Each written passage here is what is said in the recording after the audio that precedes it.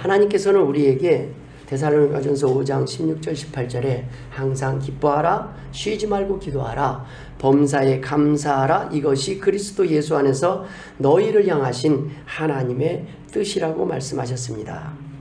기뻐하라, 감사하라, 기도하라, 이 명령에서 하나님의 자녀된 우리에게 어쩌면 기뻐하고 감사하고 기도하는 삶은 너무도 당연한 명령처럼 생각됩니다. 하지만 그 앞에 뭐가 있어요? 항상, 범사에, 쉬지 말고라는 단어가 있습니다. 이것은 보통 믿음이 아닙니다. 쉽지 않습니다. 하지만 하나님께서 우리에게 원하시는 뜻이 바로 이러한 삶이라는 말씀입니다. 기뻐하고 감사하며 살 수는 있지만 항상 변함없이 하나님을 신뢰하고 살아갈 수 있다면 그것은 하나님의 은혜가 아니고는 할 수가 없습니다. 하나님께서 은혜를 주셔야 된다는 말씀입니다. 우리가 하나님의 말씀에 순종하며 하나님께 갈급해할 때 하나님께서 저와 여러분에게도 이 믿음 주시길 주의 이름으로 축원드립니다. 오늘 본문의 욥이 바로 이런 믿음을 가진 사람이었습니다. 욥은 시험이 있기 전에도 하나님의 자랑거리였지만 시험을 통해서 그는 그의 믿음이 많은 사람들 앞에서뿐만 아니라 저 하늘나라에서 공증되었습니다. 욥은 알 수 없는 고난을 겪으면서도 끝까지 항상 변함없는 믿음을 통해 하나님을 기쁘시게 한 사람입니다. 오늘 본문을 중심으로 우리가 나눌 은혜들이 있습니다. 오늘 본문의 욥은 아들이 7이요 딸이 3이었습니다. 양은 7천이요 낙타가 3천이요 소 500이요 암낙이 500이고 종이 아주 많았습니다. 여기서 낙타가 3천이다 라는 거를 그냥 오늘날로 환산하면 자가용이 3,000대다 라고 생각하시면 될 것 같습니다. 하여튼 어마어마한 부자였습니다. 그런데 하루아침에 소와 나귀와 종들이 다 하나님이 빼앗아갔습니다. 양과 종들은 하늘에서 불이 내려와서, 낙타와 종들은 갈대아 사람들이, 소와 나귀와 종들은 스바 사람들에게, 자녀 10명은 태풍과 같은 강한 바람에 죽어버렸습니다. 이 소식을 하루아침에 들었어요. 욥이 그때 한 믿음의 고백이 바로 오늘 본문 27절에 나와 있습니다. 내가 모태에서 알몸으로 나왔사온즉 또한 알몸이 그리로 돌아가올지라. 주신이도 여호와시오 거두신이도 여호와시오니 여호와의 이름이 찬송을 받으실지니이다. 여러분, 오늘 우리가 첫 번째 나누길 원하는 은혜는 욥은 하나님의 자랑이었다는 것입니다. 자녀는 부모의 자랑입니다. 그런데 자랑하고 싶어도 자녀가 잘한 것이 없으면 자랑할 수가 없습니다. 거짓말로 자랑하기는 힘들기 때문입니다. 저희 어머님은 가끔 전화를 해서 야단을 치십니다. 너 아들 맞냐? 그러세요. 왜 그럴까요?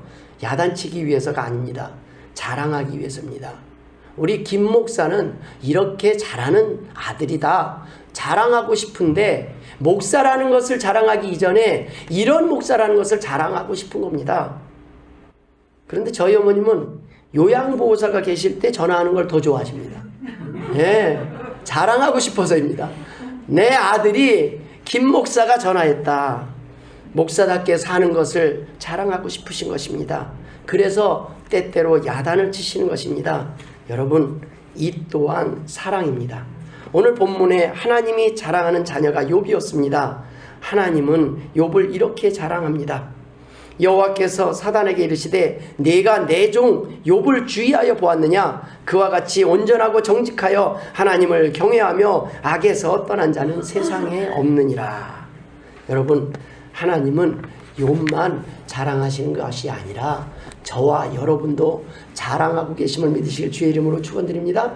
부모는 자식의 수만 가지 잘못할 때는 입을 다물고 있어요. 근데 진짜 가뭄에 콩나듯이 전화 한번 하고 그냥 뭐 좀 신경 쓰면 그거는 그냥 가서 동네방네 알리기 바쁩니다. 여러분, 하나님의 자랑이 어디 욥뿐이겠습니까? 아닐 것입니다. 하나님께서는 모든 하나님을 믿는 하나님의 백성들, 하나님의 자녀들이 하나님의 자랑이요 기쁨이 되길 원하시는 것입니다. 그럼에도 불구하고 하나님이 침묵하실 때가 있습니다. 하나님의 침묵도 사랑입니다. 우리의 믿음을 보시기 위해서입니다. 그럴 만한 이유가 있는 것입니다. 하나님은 우리의 믿음을 위해 사탄의 시험을 허락하시고도 침묵하실 때가 있었습니다. 욥뿐만 아닙니다. 사탄은 주님도 시험하셨습니다. 마찬가지입니다. 사단은 믿음으로 하나님의 자녀된 우리의 믿음을, 그 믿음의 진위를 의심하며 하나님께 오늘도 고발하고 있습니다. 제 한번 흔들어 보십시오. 제가 흔들어도 하나님께 여전히 감사하고 사랑한다고 고백하는지 한번 흔들어 보십시오. 저는 저 믿음 믿을 수 없습니다. 저거 가짜일 수 있습니다. 사단은 우리가 하나님께 기뻐하고 감사하며 이렇게 하나님을 경외하여 예배드리는 데는 다 이유가 있다는 겁니다. 좀 편안하니까, 넉넉하니까, 그래도 살만하니까, 건강하니까 나와서 예배드리는 거 아니냐. 사단이 여호와께 대답하여 이르되 욥이 어찌 까닭없이 하나님을 경외하겠습니까? 주께서 그와 그의 집과 그의 모든 소유물을 울타리로 두르심 때문이 아니니까. 주께서 그의 손으로 하는 말을 복되게 하사 그의 소유물이 땅에 넘치게 하셨음이 아닙니까? 그래서 예배하고 그래서 하나님을 찾는 것 아닙니까? 사단은 욥의 믿음을 흔들기 위해 하나님 앞 허락을 받고 재산을 빼앗고 자녀를 죽였습니다. 그럼에도 불구하고 욥은 범죄하지 아니하고 오늘 같은 고백을 한 겁니다. 내가 모태에서 알몸으로 나왔은즉 또한 알몸이 그리로 돌아가올지라. 주시니도 여호와시오 거두시니도 여호와시오니 여호와의 이름이 찬송을 받으실지니이다 하고 이 모든 일에 욥이 범죄하지 아니하고 하나님을 향하여 원망하지 아니하니라. 얼마나 대단한 믿음입니까? 하지만 사단의 시험은 여기서 끝나지 않았습니다. 사단은 우리의 믿음을 포기하게 하는 일에, 포기하고 절망하며 하나님을 떠나고 의심하게 하는 일에 목표를 가지고 있기 때문입니다. 사단은 믿지 못하게 하는 일을 쉽게 포기하지 않습니다. 베드로전서 5장 8절에 근신하라 깨어라 너희 대적 마귀가 우는 사자같이 두루다니며 삼킬 자를 찾나니. 사탄은 여호와 하나님께 아직도 욥이 하나님께 범죄하지 않고 하나님을 향해 원망하지 않는 그럴 만한 이유가 있다고 고발을 합니다. 비록 재산을 잃고 자녀를 잃었어도 여전히 욥은 살아있고 건강하지 않느냐는 것입니다. 사람은 자신의 생명을 위해서라면 자신의 전 재산을 다 파는 것도 할 수 있는 것이니 욥은 아직 건강하기 때문에 아직은 하나님 앞에 원망하지 않을 수도 있지 않냐는 것입니다. 욥기 2장 4절 5절에 사단이 여호와께 이렇게 말을 합니다. 가죽으로 가죽을 바꾸오니 사람이 그의 모든 소유물로 자기의 생명을 바꾸올지라. 이제 주의 손을 펴서 그의 뼈와 살을 치소서. 그리하면 틀림없이 주를 향하여 욕하지 않겠나이까. 사탄은 욥의 건강까지 칩니다. 욥기 2장 7절 9절에 사탄이 이에 여호와 앞에서 물러가서 욥을 쳐서 그의 발바닥에서 정수리까지 종기가 나게 한지라. 욥이 제 가운데 앉아서 질그릇 조각을 가져다가 몸을 긁고 있더니 그의 아내가 그에게 이르되 당신이 그래도 자기의 온전함을 굳게 지키느냐 하나님을 욕하고 죽으라 라고. 가장 가까이 있는 아내에게서조차 이런 말을 듣습니다. 욥의 아내는 결국 한계에 이릅니다. 먼저 하나님 앞에 폭발한 듯합니다. 그러나 여러분, 이 세상의 가치관을 기준으로, 이 땅의 상식을 기준으로 보면은 욥이 정상이 아니라 욥의 아내가 정상 아닙니까? 여러분, 이런 상황에서 우울하고 미치지 않는 사람이 비정상 아니겠습니까? 제정신 갖고 있는 게 좀 이상하지 않습니까? 열심히 하나님을 경외하며 살아왔는데 재산뿐 아니라 자녀까지 하루아침에 모두 거둬가셨는데 어찌 하나님을 원망하지 않을 수 있겠습니까? 어쩌면 욥이 이상한 사람 같지 않습니까? 여러분, 이 땅에 살면 우리가 악을 떠나서 하나님을 경외하며 살아도 겪게 되는 억울한 고난이 있습니다. 죄를 짓고 방탕하게 살다가 이런 일을 겪었다면 그래도 이해라도 할 것입니다. 회개라도 해볼 것입니다. 하나님 앞에 잘못했다고 엎드려서 통곡이라도 해볼 것입니다. 그런데 이해는커녕 지금 오해하지 않는 것이 정상 아니겠습니까? 이보다 더 억울한 일이 어디 있겠습니까? 열심히 살아왔고 충성하며 헌신하였는데 하나님 앞에도 온전히 충성하고 많은 헌금도 드렸는데 그 결과가 이렇다면 그럼에도 불구하고 끝까지 하나님께 기뻐하며 감사한다는 것이 정말 쉽겠습니까? 탕자의 비유에 큰아들의 마음이 그랬습니다. 여러분, 쉬운 거 아닙니다. 자기는 한 번도 아버지를 마음 아프게 한 적도 없고 평생 아버지 옆에만 있었는데 탕자가 돌아오니까 잔치를 벌이는 그 마음을 이해하기가 쉽지 않았습니다. 쉽지 않습니다. 적어도 하나님 내게 왜 이런 시련을 주시냐고 잠시라도 원망하며 따지기라도 할 것입니다. 맞습니다.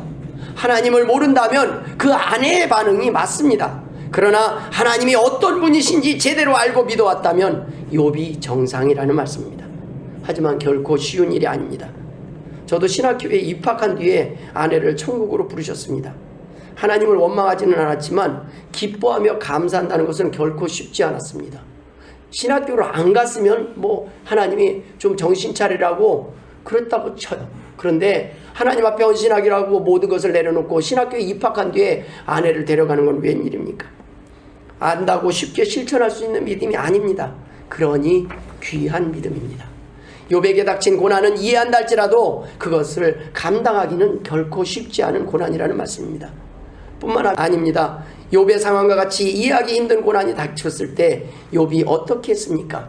욥은 1장 20절에 욥이 일어나 겉옷을 찢고 머리털을 밀고 땅에 엎드려 예배하며, 저 같으면 교회 안 나갈지도 모르겠습니다. 하나님을 욕하고 저주할지도 모르겠습니다. 하나님을 원망하고 떠나도 이상하지 않은 상황인데 욥은 납작 엎드려 예배하였다는 것입니다. 이렇게 하나님 앞에 예배하며 간구했는데 하나님은 어떻게 하셨습니까? 침묵하셨습니다. 하나님이 과연 나를 사랑하시는 것이 맞는지, 아니 더 나아가 하나님의 존재에 관한 믿음까지 흔들릴 수 있는 상황이 아니겠습니까? 여러분, 욥만 외면당하지 않았습니다. 주님께서도 십자가상에서 이렇게 외치셨습니다. 마태복음 27장 46절에 엘리 엘리 라마 사박다니 하시니 이는 곧 나의 하나님 어찌하여 나를 버리셨나이까. 하나님은 주님에 대해서도 침묵하셨습니다. 주님의 부르짖음에도 침묵하셨습니다. 그래도 그것은 우리의 구원을 위한 침묵이셨다고 생각할 수도 있습니다. 그러나 우리가 힘들 때 고난당할 때 기도하라고 하신 하나님이 하나님 앞에 간절히 나와서 엎드려 예배하며 기도할 때 그 기도에 간구에 하나님의 침묵을 하실 때는 정말 이해하기 힘들고 답답할 수밖에 없는 상황이 아니겠습니까? 욥기 1장 8절에 내가 내 종 욥을 주의하여 보았느냐, 그와 같이 온전하고 정직하여 하나님을 경외하며 악에서 떠난 자는 세상에 없느니라 라고 하나님이 말씀하셨지 않습니까?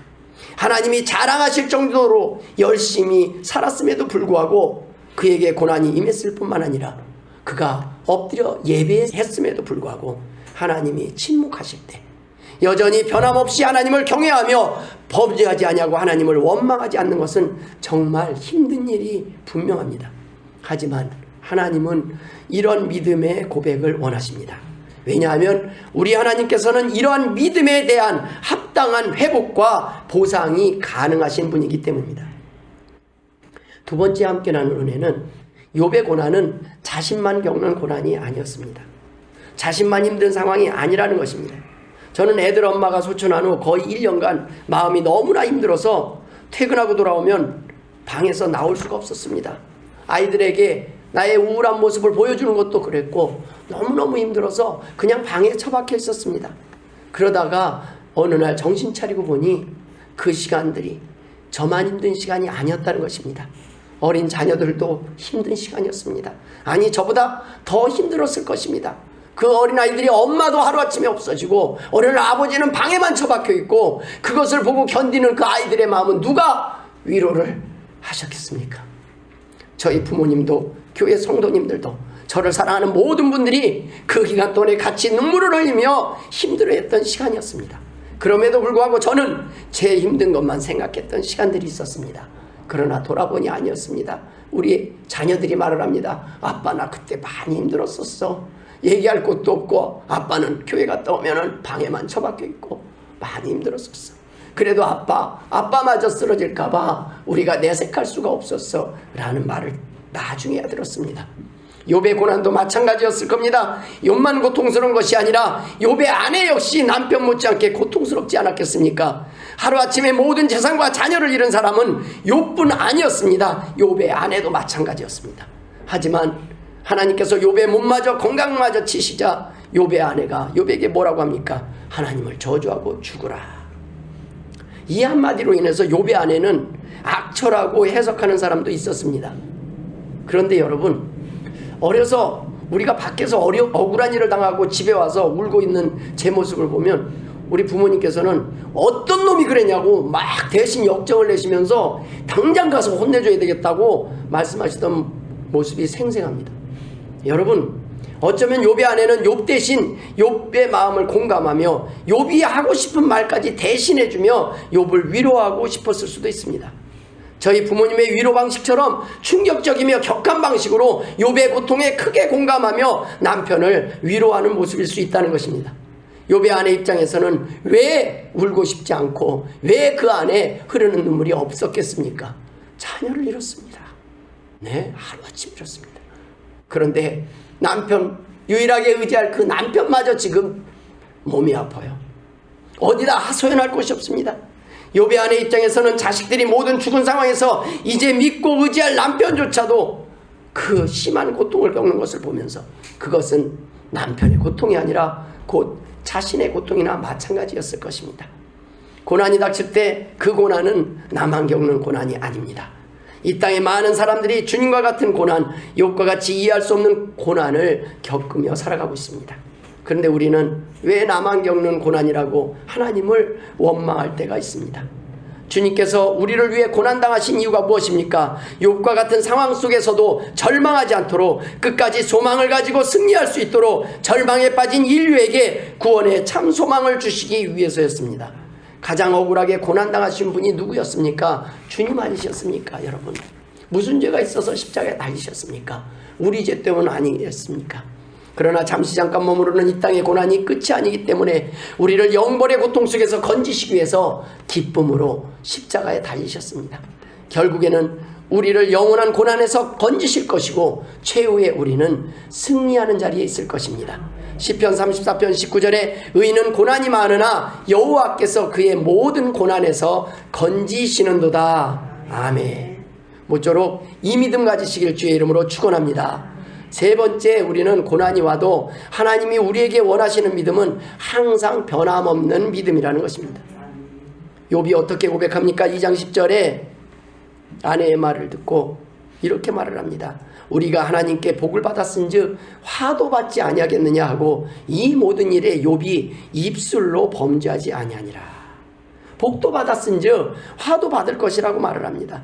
많은 사람들이 하나님을 믿으면 복만 받을 것을 기대합니다. 그러나 욥은 주님처럼 하나님의 백성들은 이 땅에서 억울하게 그리스도를 인하여 고난도 당하며 의를 위하여 핍박도 받을 수 있다고 고백하는 것입니다. 아니, 고난을 피하는 삶이 아니라 우리 크리스찬들은 스스로 자기 십자가를 선택하고 감사와 기쁨으로 하나님이 원하시는 삶을 살아가는 것이 당연하다는 말씀입니다. 어쩌면 자녀를 위해 평생 희생하는 것이 당연하다는 겁니다. 자녀가 부모의 마음을 몰라줘도 그거 당연하다는 겁니다. 왜요? 우리 부모님이 그러셨기 때문입니다. 우리 주님이 그러셨기 때문입니다. 우리가 언제 철들었습니까? 저는 교회에서 태어나서 지금까지 교회에서 살아왔지만 철든 지 얼마 안 됩니다. 그러니 이제 와서 서 있지 않습니까? 많이 고집했습니다. 많이 거부했습니다. 하나님의 마음 잘 몰랐습니다. 원망 많이 했습니다. 감사하지 못했습니다. 여러분, 그래도 하나님은 우리를 기뻐하셨다는 말씀입니다. 기다리고 계셨다는 말씀입니다. 주님께서는 마태복음 5장 10절 12절에 의를 위하여 박해를 받은 자는 복이 있나니 천국이 그들의 것임이라. 나로 말미암아 너희를 욕하고 박해하고 거짓으로 너희를 거스려 모든 악한 말을 할 때에는 너희에게 복이 있나니 기뻐하고 즐거워하라. 하늘에서 너희의 상이 큼이라. 너희 전에 있던 선지자들도 이같이 박해하였느니라. 여러분, 나만 억울한 고난을 당하는 것이 아니라, 우리만 당하는 것이 아니라 전에 있던 선지자들도 당했다는 것입니다. 우리도 그런 고난을 당할 수 있다는 것입니다. 바로 그때 우리의 준비된 믿음을 보이라는 말씀입니다. 베드로전서 3장 14절에 그러나 의를 위하여 고난을 받으면 복 있는 자니 그들이 두려워하는 것을 두려워하지 말며 근심하지 말고. 도리어 두려워하지 말고 근심하지 말라는 말씀입니다. 기뻐하라는 말씀입니다. 때문에 성도들에게 억울한 고난은 기쁨과 감사의 조건이 될 수 있다는 말씀입니다. 주님의 말씀을 듣고 우리가 믿음이 생겼습니다. 그러나 여러분, 불같은 시험이 왔을 때 우리는 어떻게 합니까? 그나마 있던 믿음조차 포기하고 하나님을 의심한 적은 없으십니까? 그러한 상황 속에서 우리를 향한 하나님의 소원이 무엇이고 뜻이 무엇인지 돌아보셨습니까? 그 소원은 기쁨이요 기도요 감사라는 말씀입니다. 항상 기뻐하라, 쉬지 말고 기도하라, 범사에 감사하라. 이것이 그리스도 예수 안에서 너희를 향하신 하나님의 뜻이니라. 변하지 말라는 것입니다. 흔들리지 말라는 것입니다. 겁내지 말라는 것입니다. 하나님의 사랑을 의심하지 말라는 것입니다. 이것이 하나님의 뜻이라는 것입니다. 그냥 기쁨이 아닙니다. 항상 기뻐하라는 것입니다. 그냥 감사가 아니라 범사에 감사라는 겁니다. 고난이 닥쳐도 억울하게 이해할 수 없는 일들을 겪어도 여전히 끝까지 사랑하시는 그 하나님을 신뢰하며 의심하지 말고 기뻐하라는 말씀입니다. 어떠한 상황 속에서도 우리가 기뻐하며 감사할 수 있는 진정한 행복을 위해 주님께서 고난당하셨음을 믿으라는 말씀입니다. 무슨 일이 있어도, 무슨 일을 겪어도 행복해야만 하는 사람들이 있습니다. 바로 하나님의 자녀입니다. 갑자기 찾아오는 고난으로 인해 잠시 흔들릴 수 있습니다. 여러분, 우울할 수도 있습니다. 그러나 하나님의 백성들은 그곳이 제자리가 아니라는 것입니다. 우리의 기쁨과 행복을 방해하는 사단의 시험이 닥쳐올 때 하나님의 자녀들은 믿음으로 기쁨과 행복을 선택할 수 있다는 말씀입니다. 욥은 하나님의 자랑이었습니다. 하나님의 자랑은 욥뿐만 아니라 하나님의 뜻대로 살기 원하는 모든 성도들임을 믿으시길 주의 이름으로 축원드립니다. 하나님은 언제나 우리 편에 서서 우리들이 기쁨을 선택하고 감사를 선택하기를, 옳은 선택하기를 명령하시고 지금 응원하고 계심을 믿으시길 주의 이름으로 축원드립니다. 여러분, 사단에게 욥을 맡겨놓고 하나님 마음이 얼마나 아프고 힘드셨겠습니까? 여러분, 우리의 믿음은 몇 단입니까? 저희 어머님은 행복 3단입니다. 사기를 당했어도 감사, 암에 걸렸어도 감사, 지금은 건강을 다 잃고 파킨슨에 걸렸어도 행복하고 감사하다고 얼마 전에 고백하셨습니다. 행복 3단, 믿음 3단입니다. 여러분, 여러분의 믿음은 몇 단입니까? 궁금하십니까? 이것은 고난과 역경을 통해서만 알 수 있습니다. 욥은 잘못이 없음에도 불구하고 재산을 잃고 자녀를 잃고 건강을 잃고 친구들까지도 오해하고 비난하였음에도 불구하고 욥은 고난을 통해 하나님 앞에 범죄하지 않음을 통해서 행복 유단자가 된 것입니다. 사랑은, 믿음은 어려울 때 증명되는 것입니다. 여러분, 당연한 것이 아니라는 것입니다. 하나님께서 많은 것을 주시고 또 주셔도 감사하지 못했던 적이 있습니다. 충분히 풍요했음에도 불구하고 만족하지 못했던 적이 있지 않습니까? 그런데 여러분, 파킨슨 걸려서도 감사하고 기뻐할 수 있다면 이것이 하나님의 은혜가 아니겠습니까? 하나님은 우리에게 기쁨을 주시기 위해서 십자가에 달려 돌아가셨다는 말씀입니다. 건강이 당연한 줄 알았습니다. 빼앗기고 난 뒤에야 제가 누렸던 것들 당연한 것이 아니었음을 깨달았습니다. 애들 엄마가 노년까지 저와 함께 건강하게 항상 곁에 있을 줄 알았습니다. 저는 애들 엄마를 빼앗아 가신 줄 알고 하나님 앞에 원망했더니 돌아보니 제게 저를 돌보라고 잠시 사랑하라고 맡기셨던 것이었습니다. 자녀도 마찬가지입니다. 내 것이 아닙니다. 우리의 것이 아닙니다. 물질을 거두셨을 때도 내 것인 줄 알고 하나님 앞에 화를 낸 적이 있었지만 사실 모든 것이 주님의 것이었습니다.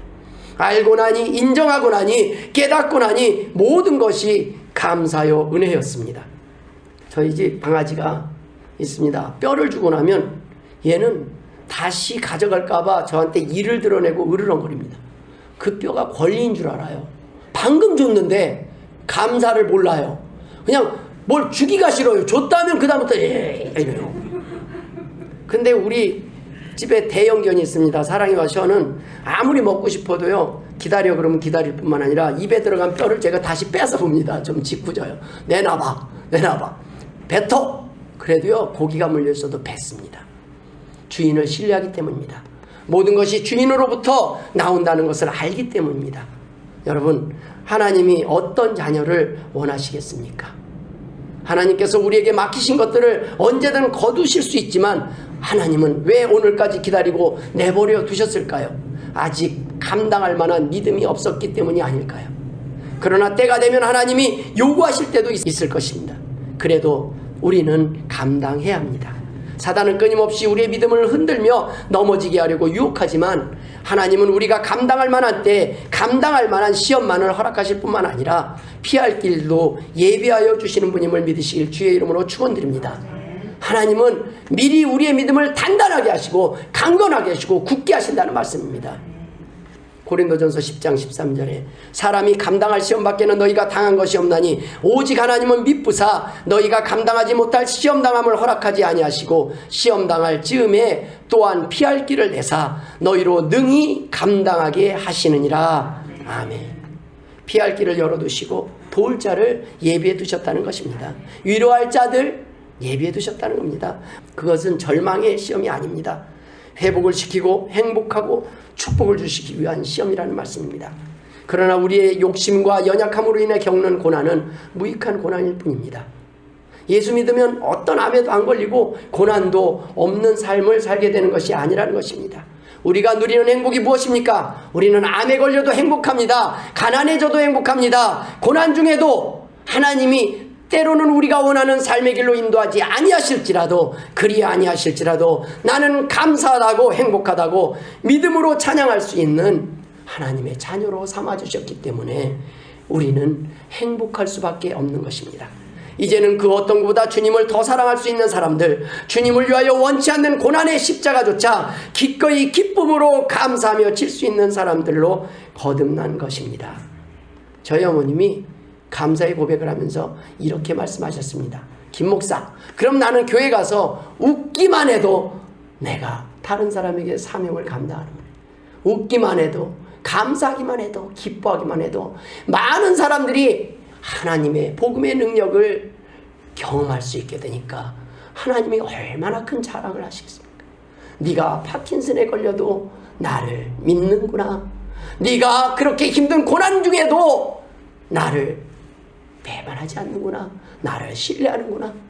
하나님은 그 믿음을, 그 행복을 주시기 위해서 여러분 파킨슨에 걸려도 행복한 사람은 여러분 무엇으로 그 행복을 뺏을 수 있겠습니까? 우리는 암에 걸려도 우리는 어떠한 시련이 닥쳐도 뺏을 수 없는 행복의 이유를 가지고 살아가는 사람들이라는 말씀입니다. 이것이 우리가 믿는 복음이요 우리가 전해야 될 복음임을 믿으시길 주의 이름으로 축원드립니다.